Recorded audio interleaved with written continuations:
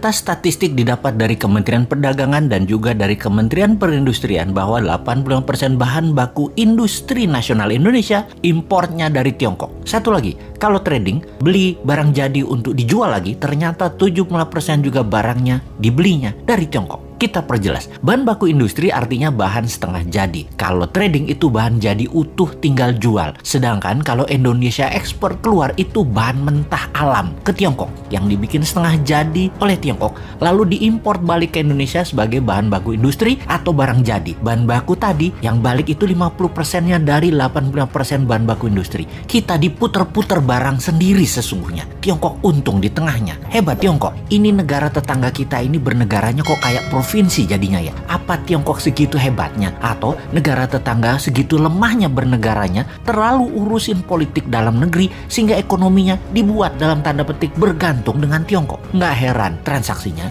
pakai yuan. Baru ngeh saya juga. Multi currency atau mata uang yang berlaku di banyak negara seperti yen, dolar, dan euro memang tidak diperlukan kalau kayak gitu. Ya itulah kenapa istilah provinsi itu muncul. Timur-timur nih, kalau Newman yang pegang mandat, 95% kebutuhan negaranya tergantung rupiah dan barang dari Indonesia. Jadi tanpa perlu diintegrasi penyatuan kembali Timur-Timur ke wilayah Indonesia, ya Timur-Timur sudah jadi provinsi lagi. Sama seperti Gajah Mada menyatukan Nusantara juga bukan pakai military approach, tetapi pakai economic approach, pakai emasnya Majapahit. Atau istilah ini adalah semua dalam buku Akademi Militer namanya kolonialisasi 5.0 seperti yang dilakukan oleh Tiongkok. Kolonialisasi 5.0 pakai yuannya Tiongkok. Itu adalah economic approach. Negara tetangga itu jadinya ya kalah diplomasi, kalah strategi, kalah ekonomi, puncaknya ya kalah kedaulatan. Hal ini tanpa perlu menurunkan bendera merah putih diganti dengan merah bintangnya, ya sudah takluk jadi provinsi juga. Jadi apa kata Beijing deh seakan-akan. Tapi sekali lagi,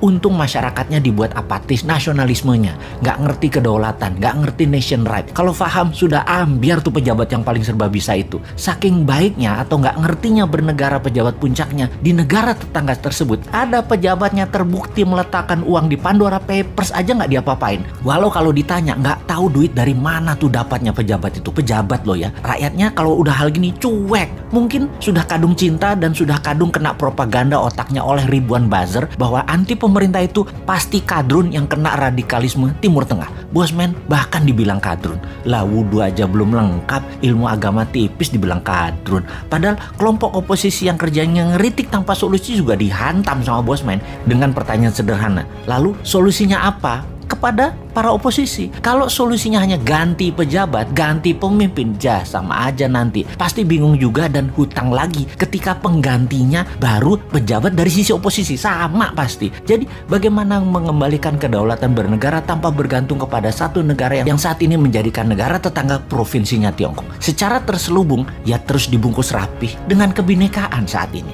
Sahabat, buka pikiran putra-putri bangsa Indonesia dengan melihat dunia. Mereka kita buat tinggal di Eropa, tinggal di Amerika Utara, tinggal di Amerika Selatan, di ASEAN dan negara Asia Timur. 5 tahun pertama minimum mereka tinggal 2 tahun untuk ambil kursus apa saja. Juga ambil ilmu kekinian di berbagai belahan dunia. Kirim 10 juta putra-putri terbaik untuk mendapatkan ilmu, mendapatkan jaringan dan pengalaman hidup di berbagai negara yang ekonominya lebih maju dari Indonesia. Di tanah air, sekolah ubah kurikulumnya. Bukan 6 tahun SD, 3 tahun SMP, 3 tahun SMA, total 12 tahun, tapi ubah hanya 10 tahun. Nggak ada yang namanya SD, SMP, SMA. Yang ada hanya sekolah pratama atau primary school, kemudian sekolah kejuruan, universitas, sekolah tinggi, akademi militer, kepolisian, dan lain sebagainya. Selesai sekolah pratama, maka ada wajib militer 2 tahun. Secara teknis, wajib militer selesai dulu, baru 10 juta putra-putri terbaik ini dikirim ke luar negeri dalam 5 tahun ke depan. 10 tahun ke depan, tambah lagi, ada 20 juta putra-putri terbaik ini memiliki nasionalisme yang kuat, berpikir terbuka,